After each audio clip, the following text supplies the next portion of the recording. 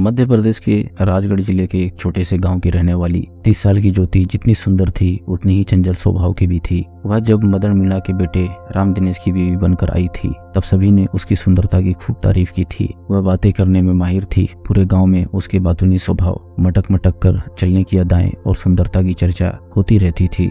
सुंदर पत्नी पाकर राम दिनेश भी काफी खुश था। समय बीतने के साथ साथ ज्योति 2 बच्चों की माँ भी बन गई। परिवार बढ़ने के साथ साथ घर की जिम्मेदारियां भी बढ़ी। ज्योति पति पर अलग से रोजगार या अपना कामकाज करने का दबाव बनाने लगी। उसके कहने पर दिनेश गांव में अलग मकान में रहने लगा। उसी घर में छोटी सी किराने की दुकान खोल ली। दुकान छोटी थी मगर जल्दी ही उससे अच्छी आमदनी भी होने लगी। सुबह से ही दुकान पर ग्राहकों का आना शुरू हो जाता था। दुकान का सामान राम दिनेश कस्बे से लाता था। इस दौरान दुकान पर ज्योति बैठती थी।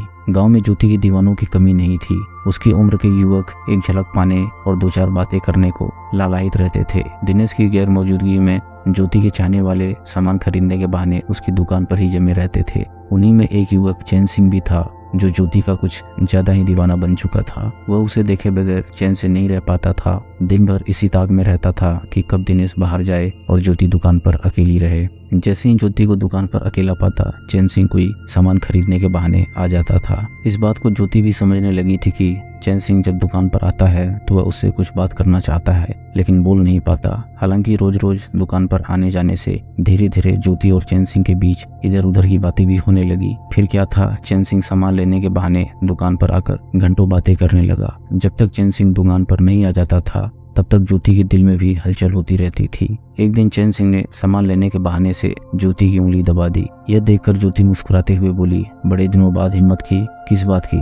ज्योति की बात सुनकर चैन सिंह बोला, भोले ना बनो, आज उंगली पकड़ी है तो बताते जाओ कलाई कब पकड़ने का इरादा है। यह बात है तो तुम जब कहो बंदा हाजिर है। अरे वाह, बड़ी जल्दी हिम्मत आ गई, लेकिन आज नहीं, अब वो लौटने वाले होंगे। चैन सिंह को विश्वास ही नहीं हो रहा था कि ज्योति का उसकी तरफ झुकाव इतना अधिक होगा और वह इतनी आसानी से उसकी दिली तमन्ना को महसूस कर लेगी। उस दिन के बाद वह मौके की तलाश में रहने लगा। 4 दिन बाद ही चैन सिंह की इच्छा पूरी होने का समय आ गया था। दिनेश कहीं गया हुआ था। चैन सिंह ज्योति के पास पहुंच गया। दोपहर का वक्त था। ज्योति ने उसे भीतर कमरे में बुला लिया। उस रोज दोनों ने एकांत का फायदा उठाया। गले लगते ही प्रेम की भावनाओं में दोनों बहने लगे। चैन सिंह ने ज्योति की कमर में हाथ डालकर चिंगोटी काट ली। हल्की सी चीख के साथ ज्योति उससे अलग होती हुई बोली, नहीं, अभी नहीं, वह सब फिर कभी। चैन सिंह ज्योति की बात से समझ गया था कि वह उसके प्यार में डूब चुकी है। उसके दिल में वासना की चिंगारी सुलगी हुई है। उस चिंगारी को केवल भड़काने की जरूरत है। संयोग से राम दिनेश उस दिन जहाँ गया था वहीं ठहर गया था। चैन सिंह को उसी रात मौका भी मिल गया। ज्योति ने चैन सिंह को दुकान के पीछे कमरे में चुपके से बुला लिया। वे उनके तन मन के मिलने की रात थी। उन्होंने अपने तन के मिलन को पूरी तरह अंजाम दे दिया। ढेर सारी बातें की, दिल खोलकर एक दूसरे के सामने रख दिया। अपनी अपनी इच्छाएं बताई, कुछ वादे भी किए। एक बार वे वासना के सागर में गोता लगाने के बाद सब कुछ भूल गए। आए दिन दिनेश की गैर मौजूदगी में ज्योति चैन सिंह के साथ यौन संबंध बनाती रही। चैन सिंह भी चाहता था कि उसे दिनेश के घर में रहने और उसके बाहर जाने की सूचना मिलती रहे, लेकिन समस्या थी कैसे। इसका समाधान अगले दिन चैन सिंह ने ही निकाला। उसे एक नया मोबाइल फोन लाकर दे दिया। अब ज्योति के लिए चैन सिंह से बात करना आसान हो गया। जब दिनेश नहीं होता था तब वह चैन सिंह को बुला लेती थी। वह मोबाइल कुछ दिनों तक पति से छिपाए रखी। एक दिन ज्योति को मोबाइल से बात करते पति ने देख लिया। उसके बारे में जब उसने पूछा तब ज्योति ने बताया कि एक परदेसी ग्राहक दुकान पर छोड़ गया था। राम दिनेश ने पत्नी की बातों पर भरोसा कर लिया। मोबाइल आ जाने से ज्योति घंटों फोन पर चैन सिंह से इश्क लड़ाने लगी। जब दिनेश दुकान पर होता तब ज्योति छत के कमरे में जाकर बिस्तर पर लेटी प्रेमी संग बातें करती थी। इसी बीच गांव के कुछ लोगों ने चैन सिंह को दिनेश की गैर मौजूदगी में उसके घर के अंदर आते जाते देख लिया। ये खबर दिनेश को भी हो गई। दिनेश ने ज्योति से इस बारे में पूछताछ की लेकिन उसने साफ मना कर दिया। उल्टे कहने वाले पर ही आरोप लगा दिया कि वे सभी दुकान की तरक्की से जलते हैं। हालांकि दिनेश को ज्योति की बात पर भरोसा नहीं हुआ। उसने उस पर नजर रखनी शुरू कर दी।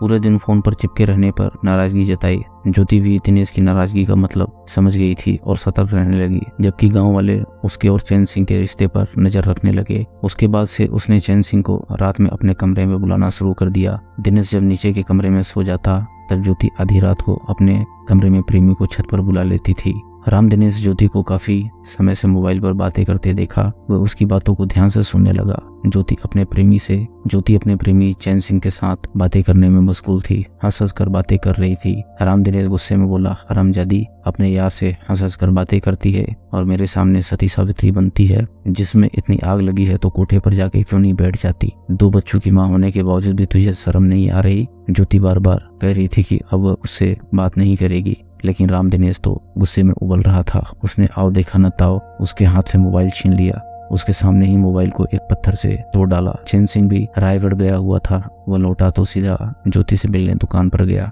ज्योति ने संक्षेप में मोबाइल तोड़े जाने की बात बताई। इस पर चैन सिंह ने भी नाराजगी दिखाते हुए कहा कि लगता है कि राम दिनेश को सबक सिखाना पड़ेगा। चैन सिंह को गुस्से में देखकर ज्योति ने उसे रात में आने को कहा। उस वक्त चैन सिंह चला गया, लेकिन रात के 11 बजे के करीब वह ज्योति के पास पहुंचा। उस समय राम दिनेश नीचे के कमरे में सो रहा था। ज्योति ने प्रेमी चैन सिंह से पति द्वारा ताने मारने की सारी बातें बताई। उसने ये भी कहा कि पति को उसके संबंध पर शक हो चुका है, इसलिए उसने फोन तोड़ दिया। गांव वाले भी उसे शक की निगाह से देखते हैं। ज्योति की बातें सुनकर चैन सिंह ने राम दिनेश की हत्या की योजना बना ली। इसमें ज्योति को भी शामिल कर लिया। योजना बनाने की खुशी में पहले उन्होंने अपने शरीर की आग शांत की। यौन संबंध से तृप्त होने के बाद चैन सिंह सीधा राम दिनेश के कमरे में गया। वहीं एक डंडा पड़ा था। दिनेश खाट पर बेसुध सो रहा था। चैन सिंह ने डंडा उठाया और उसके सिर पर डंडे से ताबड़तोड़ 4-5 वार कर दिए। थोड़ी देर छटपटाने के बाद उसकी मौत हो गई। फटे सिर से काफी खून बह निकला। यह सब ज्योति के सामने हुआ। जब चैन सिंह और ज्योति राम दिनेश की मौत से आश्वस्त हो गए, तब उन्होंने जमीन पर फैले खून को साफ किया और डंडे को भी छत पर ले जाकर धो दिया। छत पर दोनों ने अपने खून सने कपड़े भी बदल दिए। उसके बाद दिनेश के मरने की खुशी में एक बार फिर शारीरिक संबंध बनाए। जब चैन सिंह गया तब डंडा भी साथ लेता गया। जाते समय उसने राम दिनेश की लाश रजाई से ढक दी। तब तक सुबह के 3:30 बजने वाले थे। ज्योति सुबह होने का इंतजार करती रही। फिर उसने 1 घंटे बाद ससुर के पास जाकर झूठी कहानी सुनाई। दोस्तों, अगर आपको कहानी पसंद आ रही हो तो वीडियो को लाइक करें और चैनल को सब्सक्राइब करें। हम ऐसी मजेदार कहानियां आपके लिए लाते रहेंगे।